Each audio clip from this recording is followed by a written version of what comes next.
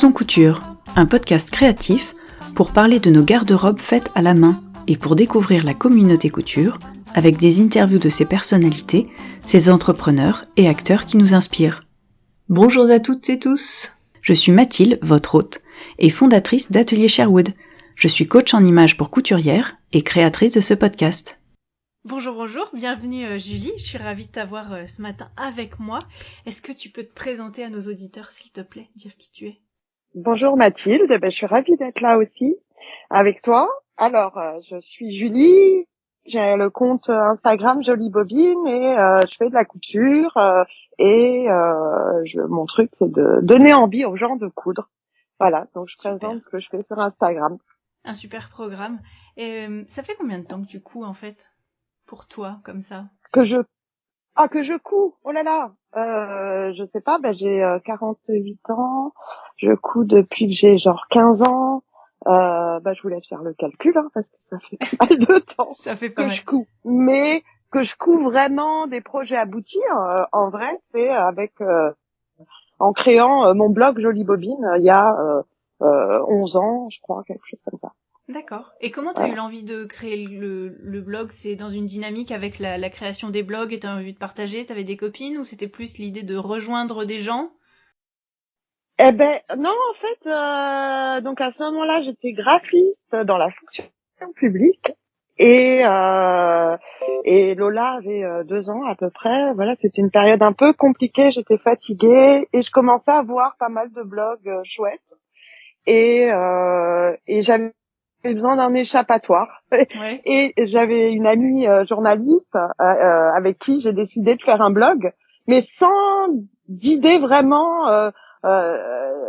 Surtout l'idée c'était de partager les coups de cœur, mais c'était pas couture, c'était cinéma, théâtre, expo, défilé, que sais-je, et un petit peu de couture parce que j'aimais bien. Et voilà. Et la couture a pris tout de suite. Il y avait peu de blogs couture, je pense. Et puis elle m'a dit je te le laisse. D'où le Jolie Bobine au pluriel. D'accord, voilà, parce que qu'on vous était étiez 2 plusieurs. avec Manon. Ouais. D'accord. 2. Et comment est-ce que tu choisissais tes projets couture à l'époque, au tout début? Un peu comme maintenant. Non, c'était différent. En fait, parce que maintenant il y a les réseaux sociaux, il y a beaucoup de comptes Instagram, donc on s'influence les uns les autres. Donc ça, il y avait moins. Mais par contre, en marchant dans la rue, en regardant une vitrine, un magasin que j'aimais bien, cinéma, etc. Sur Internet. Donc tu rentrais, tu cherchais le patron qui pouvait correspondre à ce que tu avais vu et qui t'inspirait? Je me rappelle, par exemple, que j'avais très très envie d'une robe Sessoun qui était en Liberty. Ouais. Même si je coupe plus maintenant de Liberty. Et j'ai vu un modèle, je sais plus si c'était Burda ou qui ressemblait. J'ai trouvé le tissu Liberty. Et voilà, je me suis dit, il faut que je la fasse. Je vais faire ça. D'accord. Voilà. Et tes photos sur ton blog, comment est-ce que tu les prenais déjà à l'époque? Déjà, au tout début, je crois que mon premier projet, c'était pour Lola. Une robe de princesse. Donc, c'était à la maison, facile, avec ses grimaces et ses pirouettes. Et puis après, pour moi, les toutes premières photos, j'avais un masque pour me cacher. Ouais. Et donc, je sais même plus comment je faisais, comment je me prenais toute seule en photo. Je me rappelle pas. Mais voilà, c'était des photos chez moi au début. Et puis très vite, j'ai eu envie d'aller faire des photos dans la rue. Si je me rappelle, je bossais encore à ce moment-là quand j'étais dans la ville où je travaillais. Et donc ma collègue me prenait en photo le midi, voilà. Et puis finalement, j'ai trouvé ça chouette de prendre des photos dehors, c'est beaucoup plus facile aussi pour la lumière. Voilà. Et à partir de quand le rapport avec la photo, toi, ça a été tout de suite important sur ton blog, la présentation des photos, ou est-ce que c'était plus le partage de ce que tu faisais? Ah non, mais d'abord, ma passion avant la couture, c'est la photo. Ouais. On m'a mis un appareil dans les mains quand j'avais un Polaroid dans les mains quand j'avais 4 ans. J'ai adoré. Toute ma famille fait de la photo. Enfin, pas forcément Oui, oui, bien professionnel, sûr. mais en tout cas, tout le monde aime la photo, ma mère, mon père. Donc, j'étais fascinée par la photo. Je m'intéressais beaucoup à l'art photographique. Et puis, j'étais infographiste, graphiste spécialisé photo. Donc, c'était vraiment mon truc. Donc, ça a plus été dans ce sens-là Ouais. que l'inverse. Et c'était une façon d'allier en fait toutes mes connaissances, la photo, le graphisme, la couture, la mode, Bien sûr, voilà, tout est lié. voilà, ouais. Mais c'est vrai qu'à la base c'était vraiment et c'est toujours, je prends un plaisir fou avec la photo, voire même prendre les photos. Je prends peut-être plus de plaisir à prendre les photos qu'à être prise en photo. Ou après, sinon c'est le travail photo derrière qui m'intéresse des photos qu'on a prises de moi pour mettre en valeur le vêtement. Le vêtement, ouais. Et comment est-ce Ouais. que tu prépares en fait un shooting photo on va dire d'une tenue que toi tu portes? Est-ce que tu envisages déjà, est-ce que tu connais tes lieux? Alors on voit que tu as des lieux qui reviennent régulièrement, mais est-ce que c'est des choses, est-ce que tu réfléchis à ça en amont de ta tenue ou est-ce que comment ça se passe le processus justement de la... Ben, aujourd'hui, le lieu, c'est vraiment comme je peux. Donc, c'est vrai qu'il y a le mur violet, le pont Birakem, c'est en bas de chez moi. Ouais. Donc, voilà. Là, on va aller au plus simple. Dans l'idéal, et ce que je faisais plus avant quand j'étais dans le 19e, c'est de préparer une tenue en fonction aussi, en imaginant déjà la tenue entière dans le lieu.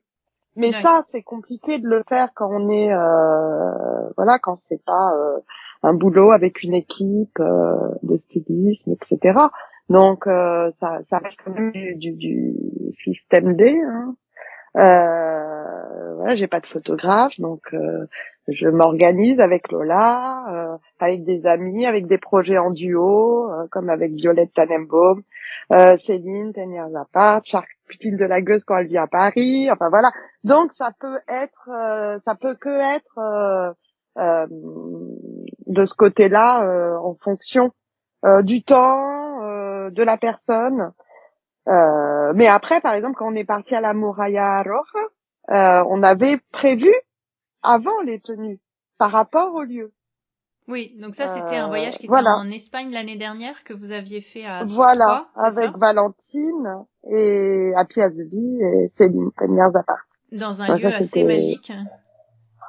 incroyable, incroyable. De Ricardo Bofill, c'est le lieu qui a inspiré Squid Game, mais c'était complètement dingue. Ouais, Hein, avec plein de couleurs justement unies, magiques sur lesquelles jouer, poser vos c'est tenues quoi. ça, c'est ça, c'est ça. Et puis moi, les couleurs, j'adore. Donc, ouais, c'était fabuleux, fabuleux. Puis une expérience. Et j'adore le côté expérience, expérimental. Voilà. Donc ça Tenter des tombait trucs. super bien. Voilà. Et niveau photo, ben là, j'étais servie. Et comment ça se passe au niveau des... Quand quelqu'un te prend en photo, toi j'imagine que, vu que t'as un œil photographe et que t'aimes ça, t'as déjà des idées de pose et des idées de mise en scène. Est-ce que tu guides la personne qui te prend en photo? Est-ce que t'es la relou qui dit j'aimerais plus comme ça ou plus comme ça? Ou est-ce que tu te laisses aussi surprendre par Ben, ce que fait la personne? ben, évidemment, ça dépend de la personne. Mais a priori, je dis ce que je veux. Je montre ce que je fais. Je dis ce que je veux. Selon l'œil de la personne, ben, je lui demande de cadrer plus ou moins large pour pouvoir moi faire quelque chose de cohérent avec ce que je fais d'habitude. Ouais. Mais après, non, je suis pas relou, je pense pas. Et puis, j'aime bien me laisser guider aussi, bah, ne Ouais. serait-ce qu'avec Lola. Lola, mais arrête avec tes poses, c'est toujours les mêmes. Fais ça, non, mais allez, danse. Voilà. Donc, et ça me fait rire. C'est aussi ça doit être un bon moment aussi. Oui, un bel échange, ouais. Ouais, voilà. Pour moi, et après, bah, quand c'est avec les copines de couture, c'est encore plus, comment dire, c'est encore plus facile parce qu'elles connaissent.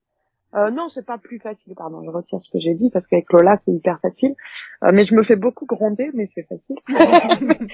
Mais et la prendre en photo, c'est encore plus facile parce que elle est danseuse, donc voilà, enfin c'est un shooting photo abouti à tous les coups. Ouais. Et puis après, avec les copines de couture, elles savent ce que je fais, je sais ce qu'elles font, donc on est vraiment dans l'échange. Et puis on dit tiens, on va tenter ça, voilà. Donc oui, c'est un peu selon le projet en fait. Les choses se passent en fonction du projet de la personne. Et le travail que tu fais après de reprise poste, de... Ouais. Ouais. Comment ça se passe? C'est un travail que t'aimes, tu disais? J'aime beaucoup. Après, je récupère les 10 000 photos. Non, les 4 photos. Les 4 photos impeccables. Non, les nombreuses photos. En général, quand je fais ça avec les copines couture, j'envoie aussi les nombreuses photos. Dans l'autre sens. Ouais. Voilà. Et pour les miennes, en fait, Instagram déjà a un format qui est imposé. Enfin, en tout cas, qui a des limites. Oui. Donc, je les recadre. Après, je dénature pas la photo. Il faut que ce soit quand même le vêtement qui ressemble au vêtement initial. Voilà, mais c'est vrai que parfois, selon la lumière, il faut rajouter un peu de lumière, le recadrage cohérent. Après, enlever une merde de chien, je sais pas. Ah oui, un petit détail sur la photo qui pourrait... Un détail, parce que c'est vrai que ce que je dis toujours, c'est que l'œil peut être, comment on dit, détourné. peut être perturbé par détourné, perturbé par un détail, quelque chose de pas cohérent sur la photo, et ça peut nuire à la lisibilité de l'image. C'est peut-être un peu. Non, je comprends bien. Voilà. Donc parfois, je sais pas moi, une écriture sur un mur, ça peut être très beau, mais parfois c'est pas terrible quoi. Donc je le vire, oui, je m'autorise. Mais je peux aussi m'autoriser à me virer un gros bouton sur le nez un jour de règle. Pardon. La vraie vie quoi. Voilà. La vraie. Voilà. Après, j'ai envie de me sentir belle sur les photos, mais j'estime pas être là pour montrer ma gueule en fait. C'est pour montrer un look et donner envie de coudre aux autres. Donc mettre en mouvement un patron, un tissu, lui donner vie et dire voilà, de ses 10 doigts on peut faire ça. Ouais. Et justement, depuis le début, tu as eu tendance à mettre en avant le vêtement plutôt que ton visage. C'est quelque chose qui t'est venu... c'était un rapport à toi-même qui est compliqué. Est-ce que le fait de mettre en avant le vêtement toi-même, c'est chouette quand même, ou comment ça se passe? Oui, c'est un rapport à moi-même qui est compliqué, comme beaucoup de gens. C'est pas si simple. Ouais. Et ça a été la façon de montrer le vêtement avec une personne réelle, c'est ça. Qui ressemble un peu. Oui, non mais c'est ça. Et en même temps, c'est aussi des histoires de complexes, faut pas se mentir. Mais après, j'ai pas envie de me cacher non plus. Mais après, je prends toujours la pose où je me sens à l'aise. Plus t'es à l'aise, plus tu seras juste et plus ça se verra sur la photo de toute façon. Voilà, donc non, c'est vrai que je me montre pas tellement de face, j'ai pas envie et je pense pas que ce soit très intéressant de toute façon. Je suis pas une mannequin, je suis pas je suis pas là pour me mettre en avant. En tout cas, ça a pas l'air enfin ça manque pas, ça ne gâche en rien ton travail, au contraire. Enfin, je veux dire que ton travail, il est mis en avant par ailleurs par ton travail avec la photo, etc. Est-ce que donc aujourd'hui tu fais uniquement de la couture, j'ai envie de dire, avec cette mise en avant par la photo, par tout ça, ton univers tourne autour de la couture, de la photo, de l'esthétique. Comment est-ce que t'en es arrivé à lâcher ton boulot à côté? Il y a un moment où tu t'es dit, t'as eu beaucoup de projets et ça s'est bien calé. Comment ça s'est fait, la transition? En un mot, burn-out. Comme beaucoup, malheureusement.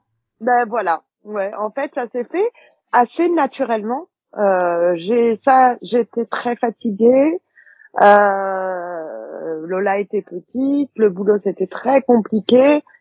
J'ai ouvert ce blog, comme je le disais, comme bulle d'air, comme échappatoire. Beaucoup d'autres mamans. Et voilà, ouais, ça commence beaucoup comme ça, souvent comme ça. Peut-être un peu moins. Il y a beaucoup de nanas très jeunes qui rentrent dans ce Aussi. monde-là, qui avaient peut-être moins. Enfin, c'est mon impression, ça c'est vrai. Et puis, mais les choses se sont faites naturellement. J'ai pas voulu être influenceuse, comme je déteste ce mot. J'ai pas voulu vivre de ma passion. Enfin, si, comme tout le monde, j'ai envie de vivre de ma passion. Mais j'ai rien anticipé. En fait, j'estime avoir une chance inouïe parce que j'ai rien anticipé. C'était un bon timing aussi. C'est ça, le bon moment. Oui, parce que je sais pas si aujourd'hui je pourrais m'imposer comme ça dans le monde de la couture. C'est pas facile. C'est la légitimité vient aussi du timing, euh, je pense. Donc voilà, les choses se sont faites naturellement. Beaucoup de sacrifices, beaucoup de soutien aux marques, sans avoir de retour forcément. Donc beaucoup de galères aussi, où c'était pas facile de vivre. Voilà, en juste faisant de la couture. Hein, voilà. À un moment, c'est posé naturellement aussi la question d'en vivre. Voilà, d'aider les gens, de faire de la publicité et d'avoir le retour aussi, parce que ça coûte aussi beaucoup de pognon de faire de la couture. Donc voilà, non, c'est toujours pas gagné, mais j'ai rencontré Fibre Mood. Est-ce que tu peux nous parler un petit peu de ton travail avec Fibre Mood, en quoi ça consiste exactement et comment s'est fait la rencontre en fait? Eh ben, Isabelle Finet, qui était la fondatrice de la Maison Victor, a décidé quand l'équipe a arrêté de travailler pour la Maison Victor, un an après, ils ont décidé de faire ce nouveau magazine, Fibre Mood. D'accord. Et elle m'a contactée immédiatement pour savoir si je voulais faire partie de l'équipe et représenter la France en gros. Ou en tout cas travailler tout l'aspect France de Fibre Mood. Et j'ai dit bah oui, je veux. J'ai envie. J'ai trop envie moi. Donc et puis c'était une opportunité aussi professionnelle d'un produit que déjà j'aimais beaucoup avec la Maison Victor et le projet m'a été présenté de Fibre Mood, encore mieux, encore plus. Donc voilà. Donc je suis Conversation Manager France for Fibre Mood. C'est intraduisible, ça ne veut absolument rien dire, mais ça en jette. Ça en jette, c'est classe. Donc voilà, donc je m'occupe du réseau d'influenceuses, blogueuses, je sais pas le nom qui plaira, françaises. Je corrige les textes, donc s'il y a des erreurs, c'est moi. C'est traduit du néerlandais par des traducteurs professionnels, mais moi je corrige qui sont pas professionnels de la couture. Ouais. Donc moi je vais traduire, vérifier la cohérence, vérifier la lisibilité, qu'il n'y a pas d'erreur, secrétaire de rédaction quoi aussi.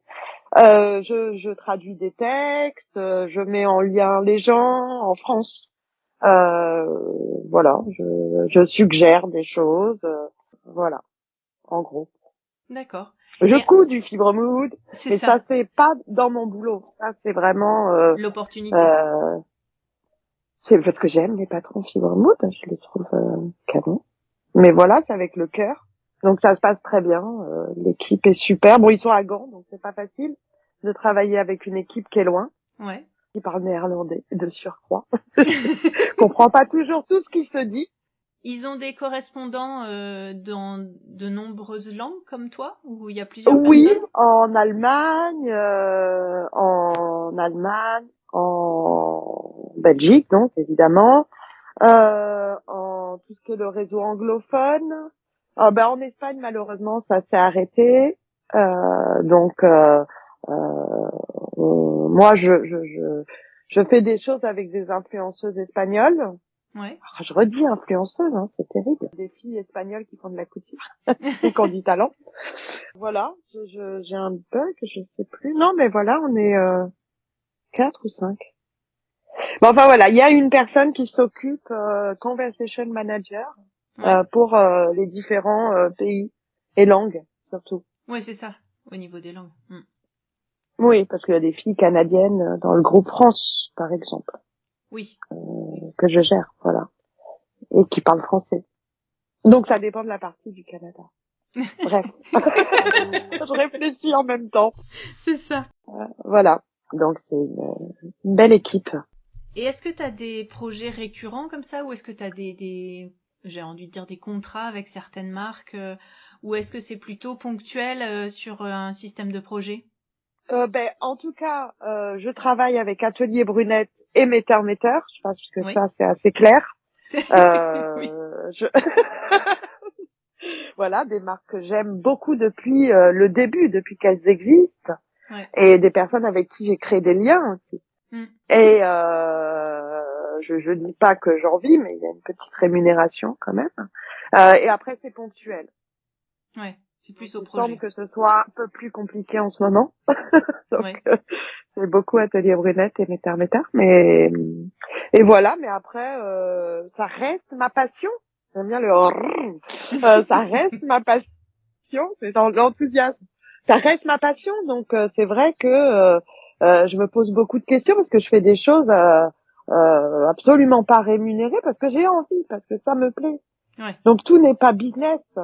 Mais c'est vrai qu'après, c'est ce qui me fait manger aussi. Donc, c'est assez compliqué, toute cette histoire de... Ouais, c'est parler argent sur des projets où quelque part, t'es passionné, entre guillemets, simplement, et... Ben, ça, je pense que c'est un éternel problème. Ouais. Voilà. C'est que, je suis très mauvaise là-dedans en plus, mais, voilà, on a tous besoin de vivre et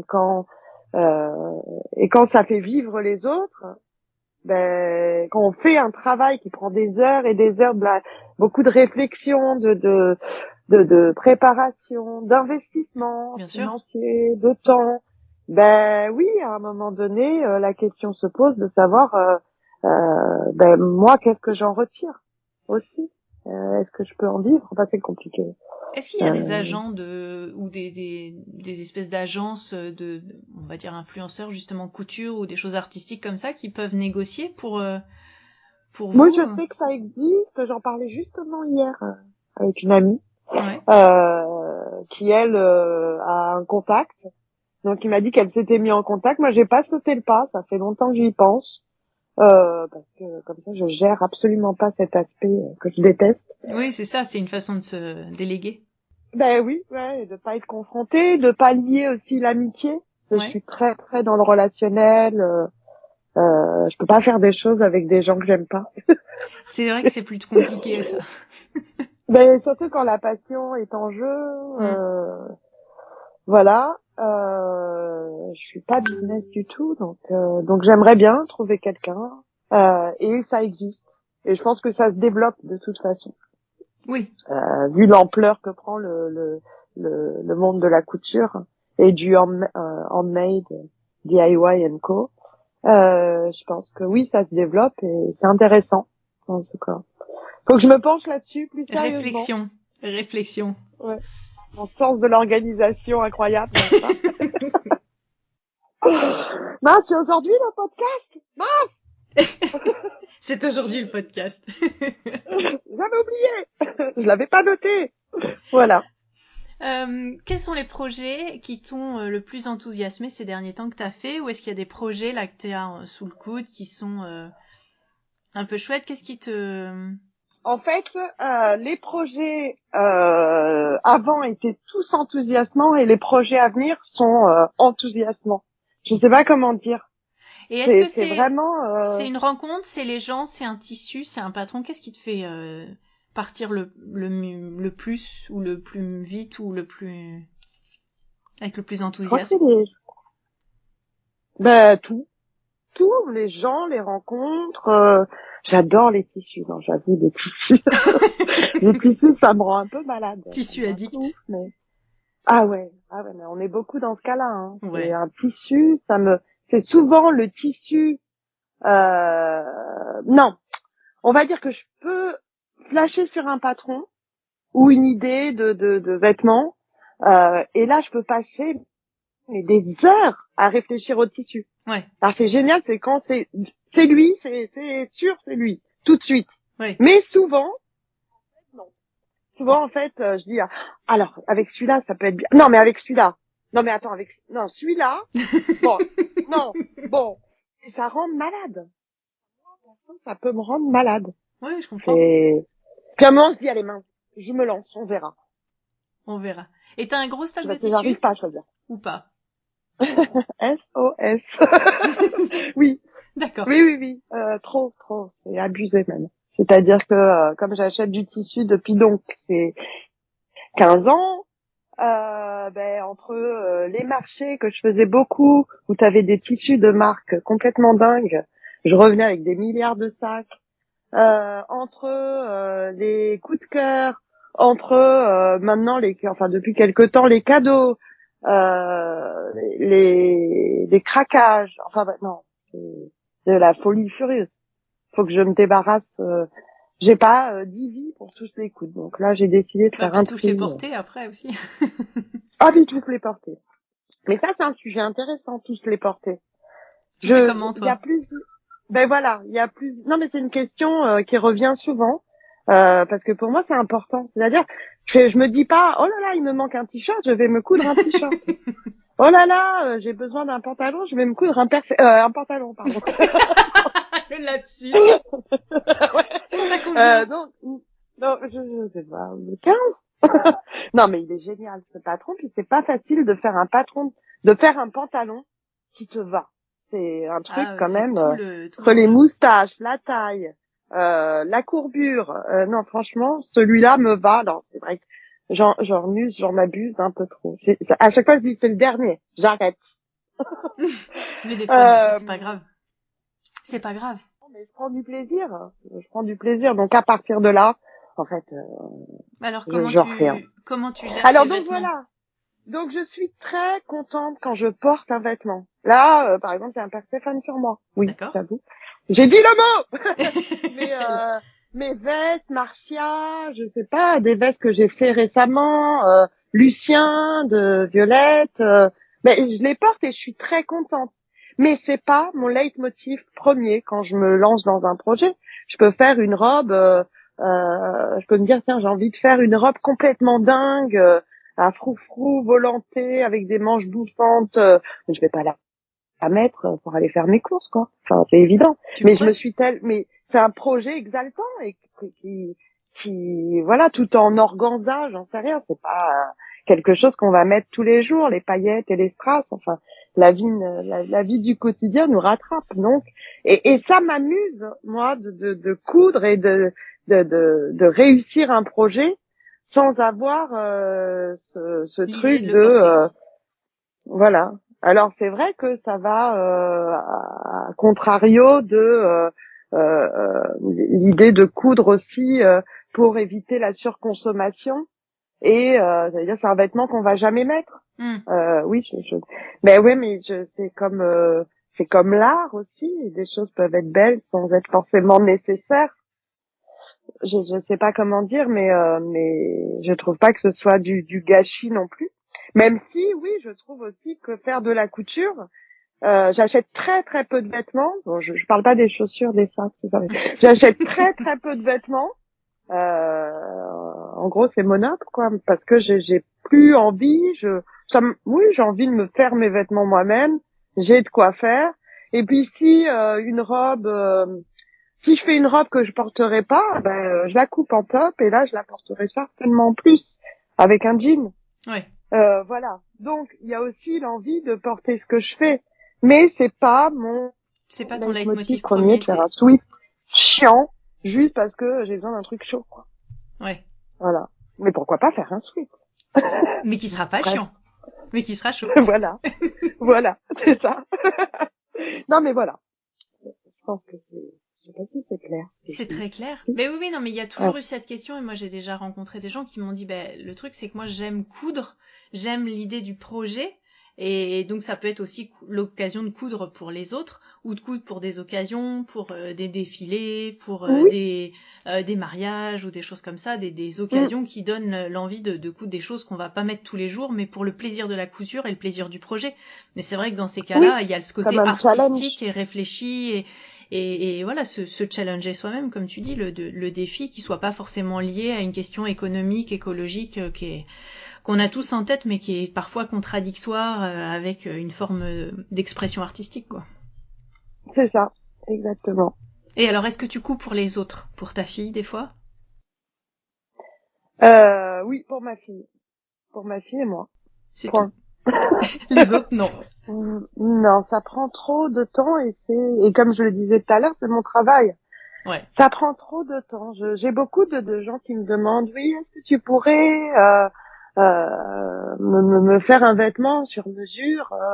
Est-ce que tu vends ce que tu couds? Non, en fait, non.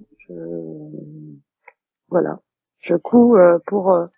Si t'as un grand nombre de vêtements, est-ce que t'as pensé à les revendre ou comme on vend nos vêtements qu'on met plus sur Vinted et compagnie, ou c'est pas quelque chose que tu fais? Je l'ai fait, mais exclusivement pendant un vide-grenier physique où je rencontre les gens, parce que je trouve que passer de l'étape de faire, surtout que je suis hyper perfectionniste, voire un peu malade, mais de coudre un vêtement soi-même sur des machines familiales, coudre un vêtement soi-même et le vendre, c'est deux étapes pour moi qui sont enfin, le cap est difficile à passer. Voilà, je me dis toujours non, mais c'est pas assez parfait. Ouais. Et après, quand je pose la question, on me dit mais tu plaisantes, c'est n'importe quoi, c'est parfait ou. Je pense que c'est une bonne idée de vendre en direct parce qu'il y a aussi le lien expliquer le vêtement, comment tu l'as conçu ou comment tu l'as pensé. Peut-être que justement tu vas plus facilement rencontrer quelqu'un. Il y a peut-être un coup de foudre ou un coup de cœur qui va se faire plus facilement dans les deux sens, quoi. Et avec les petits défauts, mais qui sont assumés dans un lien direct. Ben là, je vais faire j'avais déjà fait ça il y a 4 ans, non un vide atelier. Ouais. À Paris. Et là, j'en profiterai pour ramener quelques vêtements. Ouais. Ce sera pas le principal de la vente, ce sera des tissus, donc, puisque je dois faire un gros tri. Mais là, j'en ramènerai. Et la dernière fois que je l'avais fait, ça avait plu d'ailleurs que je fasse ça. Mais les vendre comme en ligne, non. Ni Vinted, ni non. Je me sens pas à la hauteur de ça. Et est-ce que tu as vu ton style évoluer depuis le début de l'ouverture de ton blog? Est-ce que tu sens qu'il y a des choses qui ont bougé? Comment tu l'envisages, ta façon, tes choix artistiques ou de ce que tu portes ou de ce que tu présentes? Oui, je trouve que ça a beaucoup évolué. Je tombe sur des photos, je me dis non, mais non. Parce que moi, j'ai pris le temps de regarder ton blog et tout, et je me suis dit, il y a quand même une évolution, en fait. Oui, ça, c'est toute l'inspiration qu'on voit, mais comme dans tout, dans la vie, hein. Mais je trouve que, oui, mon style a entre guillemets, je sais pas, en tout cas, mes goûts ont changé. Bon, pour moi, évolué, en tout cas. Oui. Et beaucoup d'inspiration sur les réseaux sociaux m'ont guidée, je crois. Et puis ma manière de faire des recherches, sûrement sur Pinterest ou et puis la vie fait que on regarde les choses d'une autre manière. Plus on avance, plus on progresse, plus on regarde les choses différemment. Après, c'est vrai que je suis très influencée par le style scandinave. Mais ce qu'était ma grand-mère aussi, travaillait dans le design et aimait beaucoup ce style-là, mais peut-être que j'avais du mal à m'approprier certains styles et à en faire je sais pas, un parti pris ou en tout cas voilà, oui, je crois que oui, ça a beaucoup évolué, puis il y a beaucoup plus d'offres au niveau des patrons, beaucoup plus de possibilités. Et puis les rencontres que j'ai faites, voilà. Et est-ce que tu te sens mieux dans tes vêtements aujourd'hui, ou est-ce que tu t'es toujours senti bien dans ce que tu faisais avec juste une évolution du style? Ah, j'ai pas réfléchi à cette question. Ben non, mais je me sens forcément mieux. Ouais. Mais oui, parce que on s'approprie les choses au fur et à mesure. On sait ce qui nous va, ce qui nous va pas. Enfin, plus ou moins. Voilà, l'expérience est formatrice. Les erreurs sont ultra formatrices. Donc oui, je pense que ça a évolué et je me sens beaucoup mieux. Enfin, je sais plus que ce que je veux. C'était oui, voilà. Oui, mais on grandit. Bon, c'était clair. En fait. On grandit, ouais. Le mot grandir, ouais, c'est parfait. Moi, j'aime bien. Donc, non, mais on oui, grandit tout le temps, non, mais c'est ça qui est chouette. Et puis les échanges avec les personnes, le réseau de la couture a vraiment grandi. Donc j'ai fait plein de rencontres et j'ai évolué aussi en échangeant avec ces personnes. Et ça, c'est génial. Et est-ce que tu fais du modélisme? Est-ce que tu as un peu d'appétence pour ça? Est-ce que ça t'intéresse, ou est-ce que c'est pas quelque chose vers lequel tu t'es jamais trop engagée? Ah si, bah évidemment, j'ai eu envie de faire des tissus, j'avais envie de faire mes patrons. J'en fais forcément un peu parce que j'ai envie de changer tel ou tel détail, comme avec le livre qu'on a fait avec Céline et Fibremood. Voilà, il y a forcément, en tout cas, une attirance pour ça. Après, j'ai été formée par une amie de mes parents qui était corsetière, crinolinière, costumière pour la Croix, l'Aya, etc. Donc j'étais complètement fascinée par cette femme. Et elle m'a appris les rudiments de la couture déjà quand j'avais 20 ans. Donc elle était vraiment dans le corset sur mesure, des choses sur mesure. Donc elle m'a prise sous son aile quelque temps. Et ensuite j'ai suivi pendant peut-être 3 ans les cours de la ville de Paris, mais j'y allais pas un soir, j'y allais tous les jours. Je m'entendais super bien avec la prof, donc c'était modélisme. Il y avait peu de cours de couture avec les cours du soir à ce moment-là. C'était modéliste couture floue, si je me rappelle.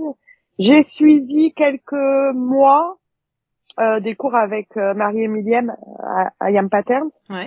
Donc voilà, donc il y a une attirance pour ça. Et puis finalement, en fait, j'ai pas le temps. Et je m'éclate en faisant ce que je fais aujourd'hui, c'est-à-dire en utilisant ce que font les autres. Le talent des autres m'aide moi à m'amuser, à m'éclater, voilà. Donc j'utilise les patrons, je les mélange, je les modifie ou je les fais comme ils sont. Les tissus, mais c'est vraiment le temps file et voilà. Je me suis dit, si j'ai ma propre marque de patron, ma propre marque de tissu, ça va me créer une frustration parce que non seulement ça prend un temps infini, mais je pourrai plus faire ce que je veux. Bah c'est vrai que plusieurs créatrices de patrons disent que elles cousent d'abord leur propre patron pour faire des prototypes et des choses comme ça, et qu'elles ont plus le temps de regarder ailleurs, c'est sûr. Idem pour les tissus, quoi. Tu fais tes tissus et... Alors ça, je pense qu'il y a une frustration chez elles, chez eux, chez moi, parce qu'on a envie de tout faire. Mais ça n'est pas possible. Ça n'est pas possible. Je pense que c'est un peu le truc du jour. Ce n'est pas possible. Donc voilà, je me dis, ah là là, j'ai envie de me former quand même au modélisme.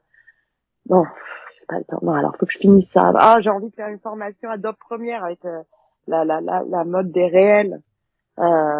Pour pouvoir faire des choses de dingue. Voilà, tellement d'envie. J'ai envie de tricoter, j'ai envie de... voilà. Mais la vie. La vie. Non, peut-être une petite question sur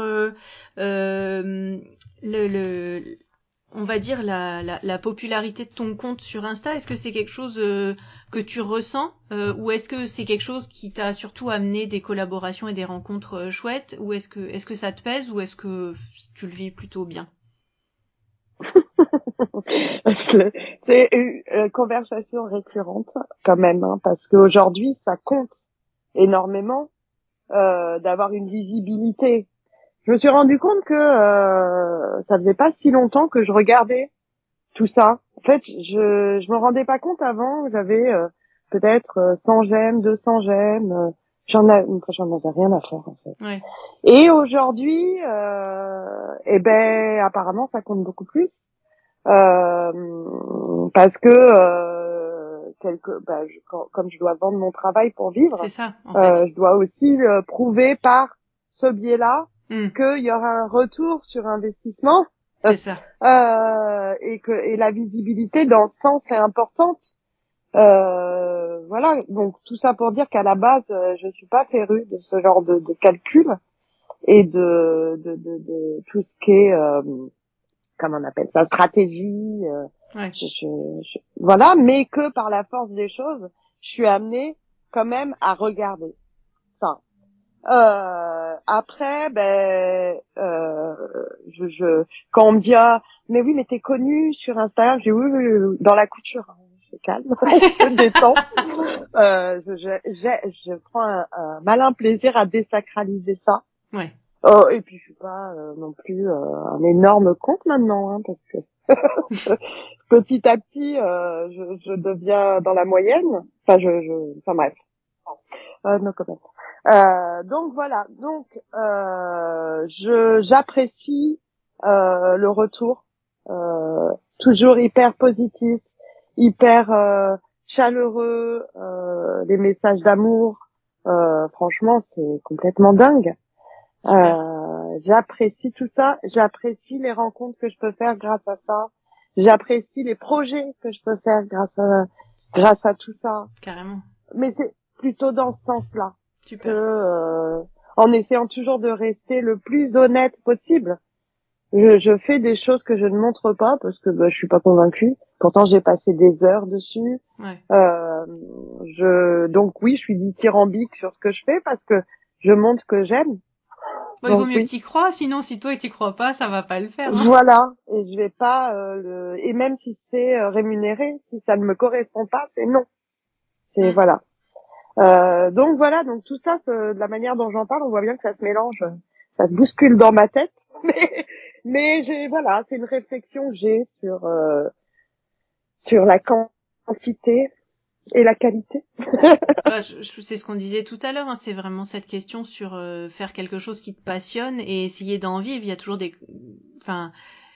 moi, à ma mini-échelle, je m'en foutais un peu de combien j'avais de j'aime ou combien j'avais d'abonnés. À partir du moment où t'as rien à vendre, tant que tu rencontres des gens chouettes et que tu partages et que ça se passe bien, il n'y a pas de nécessité en fait à se comparer. Mais c'est vrai qu'au bout d'un moment, quand t'as quelque chose à vendre et que t'as quelqu'un en face qui dit je le fais avec toi si ça rapporte, mais ça rapporte quoi? Ça rapporte de la vue et on parle de visibilité et ça a tout là, voilà, non mais c'est ça ça. floute Donc un j'ai peu. un kit média, j'ai dû faire un kit média. Ouais. Charcutine de la gueuse m'a aidé à faire un kit média. J'y arrivais pas de comment se présenter pour vendre quelque chose. C'était pas du tout j'avais pas réfléchi à ça au départ. C'était pas dans ce but-là, mais à un moment donné, la réalité. C'est ça, économique de la chose. Voilà, et voilà. Je suis toute seule avec ma fille. Faut bien que et voilà, il y a pire comme boulot, je crois. donc voilà, donc c'est chouette d'avoir cette visibilité, mais dans ce sens-là. C'est pas une course, c'est pas et puis tu parlais de se comparer. Ouais. Je déteste ça. Ce truc de se comparer. Mais voilà, à un moment donné ça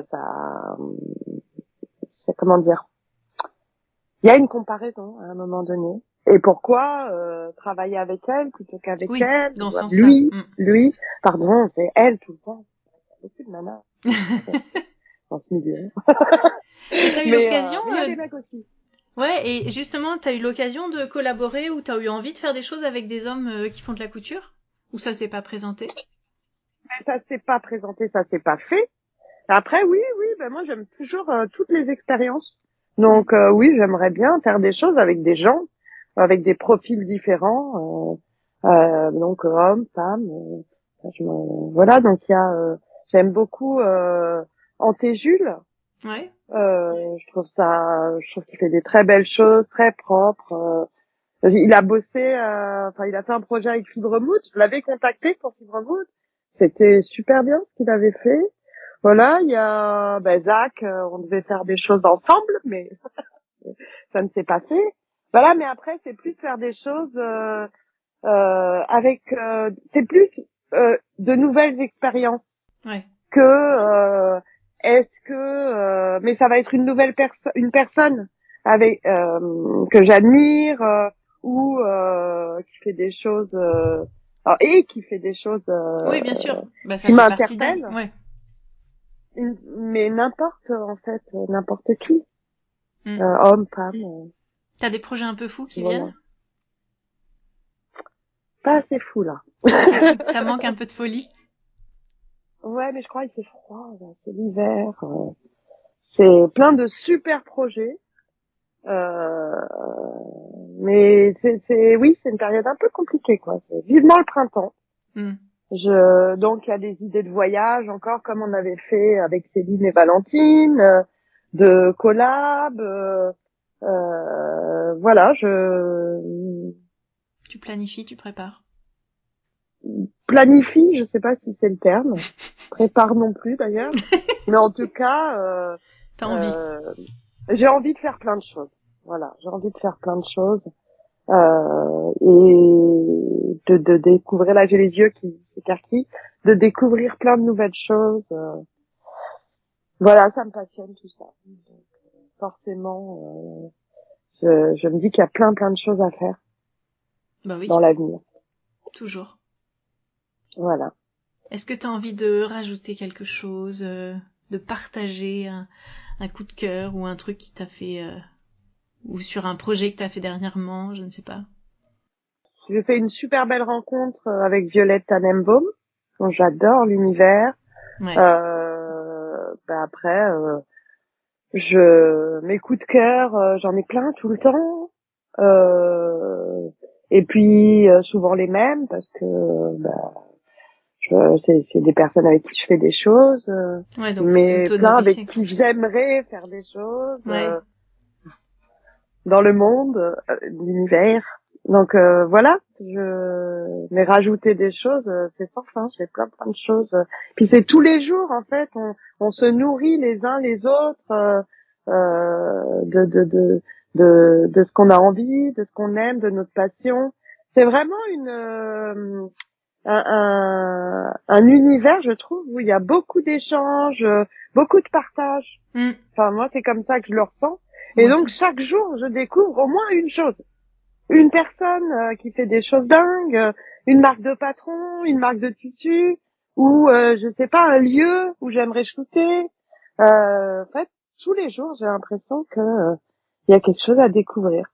Donc ça vaut le coup de se lever tous les matins. Oh, franchement, ouais, carrément. Carrément. Carrément. Donc là, après, je rappelle Céline parce qu'on est sur un projet. En même temps, je fais du tri. En fait, franchement, les journées défilent à une vitesse. C'est bien. Quand on a une passion, c'est pas si... Je pense que c'est pareil pour tout le monde. Ouais. Pour toi. Oui. Oui, moi Quand on a une passion, c'est une journée ne suffit pas. Non. Jamais. Moi, je sais pas ce que c'est que l'ennui. Moi non plus. Voilà. Donc, quelle chance on a, je pense. Je crois aussi. Bah écoute, Julie, merci beaucoup pour ce partage. Merci beaucoup à toi pour ta confiance. Bah avec plaisir. Et puis bah écoute, plein de bonnes choses pour tous ces projets en cours à venir et tous les autres au-delà de l'univers. Voilà. Merci beaucoup. Bon courage. À très vite. À bientôt. Merci. Ciao. Je suis conseillère en images pour Couturière. Je vous propose une formation coaching de groupe de 4 semaines. Vous pourrez prendre le temps de définir votre morphologie, découvrir vos couleurs, établir votre style et écouter vos ressentis. C'est l'occasion d'échanger avec d'autres couturières, réfléchir à vos prochains projets couture, évoquer une couture réfléchie et travailler sur une garde-robe cohérente. Je vous invite à venir découvrir le contenu de cette formation Deviens qui tu es pour créer une garde-robe à ton image plus en détail sur mon site, ainsi que mes prestations individuelles, complètes, uniquement colorimétrie, ou bien l'œil de Mathilde pour 1 heure de découverte pour cause et style. Je serai ravie de t'accueillir pour la prochaine session ou travailler avec toi en individuel. Vous pouvez retrouver toutes les notes et références citées lors de cet épisode sur l'article qui lui est dédié sur le site ateliersherwood.fr. Retrouvez-moi également sur Instagram à Atelier Sherwood. C'était Causons Couture avec Mathilde et Julie. Merci beaucoup, à bientôt et bonne couture.